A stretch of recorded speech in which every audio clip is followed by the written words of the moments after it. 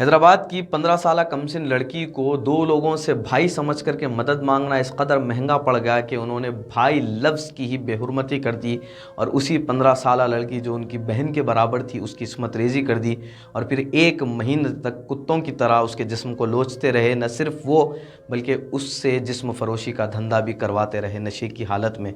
Instagram के ज़रिए उस लड़की ने अपनी जान बचाई, कैसे जानते हैं।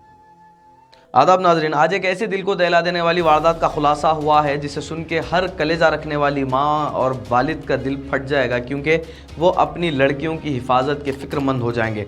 दरअसल ये वारदात है बहादुरपुरा पुलिस स्टेशन लिमिट से, जहाँ पर बहादुरपुरा पुलिस ने एक 15 साला कमसिन लड़की को ढूंढ निकाला।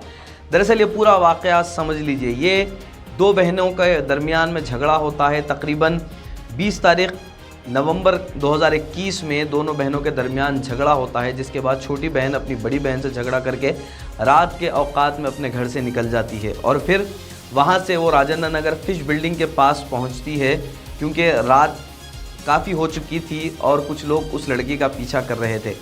वो जैसे ही इस लड़की को उस बात का इंकशाफ होता है, वो करीब में मौजूद ऑटो में दो लोग जिनका नाम सलीम और हफीज़ बताया जा रहा है, उनके पास जाती है और बताती है कि मेरा कुछ लोग पीछा कर रहे हैं। सलीम और हफीज़ इस बात का फ़ायदा उठाते हैं और उस लड़की को अपने ऑटो में बिठाते हैं और फिर वहाँ से ले जा कर के उसे बुशरा और आयशा बेगम के हवाले करते हैं।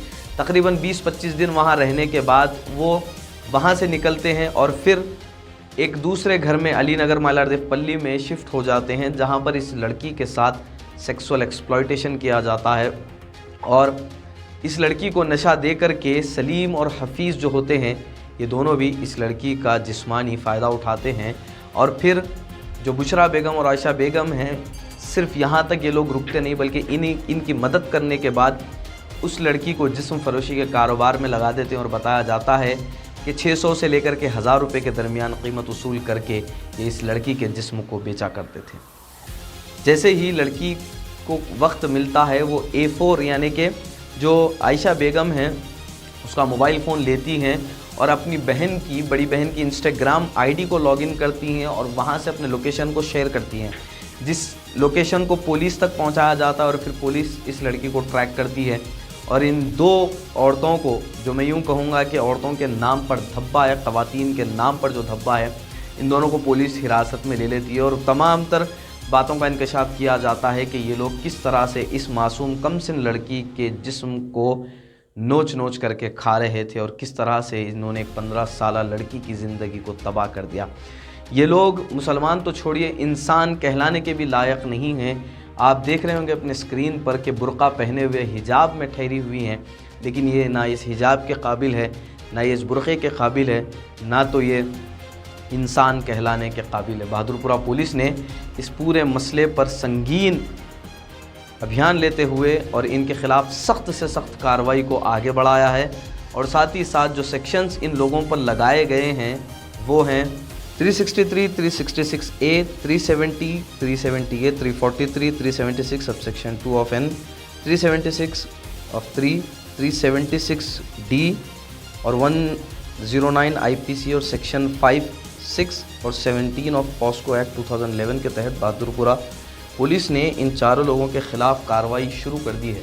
लेकिन सलीम और हफीज़ अभी भी फ़रार हैं। दोस्तों, ऐसे निकम्मों और ऐसे नालायकों और ऐसे जलील किस्म के इंसानों के लिए क्या सज़ा होनी चाहिए? दोस्तों, ऐसे लोगों के साथ क्या किया जाना चाहिए, आप कमेंट सेक्शन में ज़रूर बताइए। कानून को भी चाहिए कि इन दरिंदों के ख़िलाफ़ बिल्कुल भी रहम ना करे और कोर्ट्स ऑफ लॉ की ये ज़िम्मेदारी बनती है, क्योंकि आवाम सिर्फ़ और सिर्फ अगर भरोसा करती है कानून पर तो वो कोर्ट है, ऑनरेबल कोर्ट्स है, तो कोर्ट्स के ज़रिए इन लोगों को इंसाफ मिलना चाहिए और ऐसे जलील किस्म के लोगों को इतनी भयानक सज़ा मिलनी चाहिए कि आने वाली इनकी नस्लें या इनके जैसी सोच रखने वाले लोगों की नस्लें भी इनकी सज़ा को देखकर चौंक जाए, चमक जाए और इनकी जिस्म से इनकी रूह कांप उठे, क्योंकि एक मासूम 15 साला लड़की की ज़िंदगी ख़राब कर देना ये किसी भी मज़हब में नहीं लिखा हुआ है। आइए देखते हैं बहादुरपुरा CI की ये bite. On 1/12/2021, one lady came to PS and largely complained. Her younger daughter is missing from her house. On basing on that, the case has been registered. During the course of investigation, on 31st 12/21, the victim sent a Instagram to his younger sister. Basing on that, police and our younger sister go to the spot and apprehended rescued the victim, brought to the PS and recorded the statement. On the recorded statement, basing on that, the section has been altered.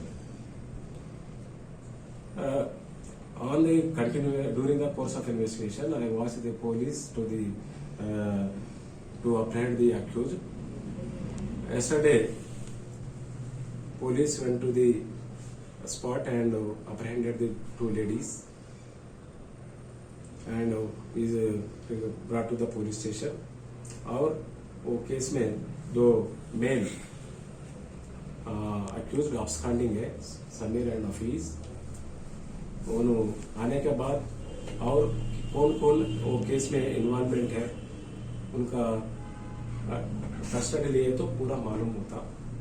उनको पहले वो बच्ची ये बहादुरपुर से pizza fish building गया, वहां से थोड़ा बच्चा उनको पीछे पीछे पकड़े तो दूसरा उधर बाजू ऑटो वाला है तो वो समीर ऑटो है हफीज है, वो दोनों को मिले, मिलकर उधर वो प्रॉब्लम सॉर्ट आउट करे।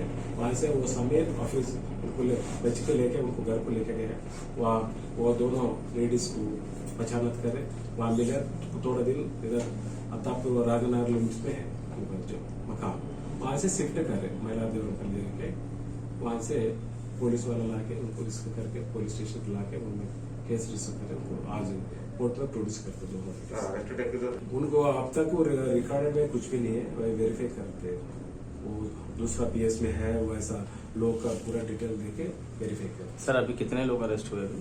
अब तक 2 लेडीज का अरेस्ट है, वो आज कोर्ट में प्रोड्यूस करते हैं। अब 2 अब्सकॉन्डिंग है ऑफिशियली उनका नाम, उनको कब वो मेल को अटेंड करे तो कौन कौन है तो उनको मालूम होता, उन्होंने आते बोल के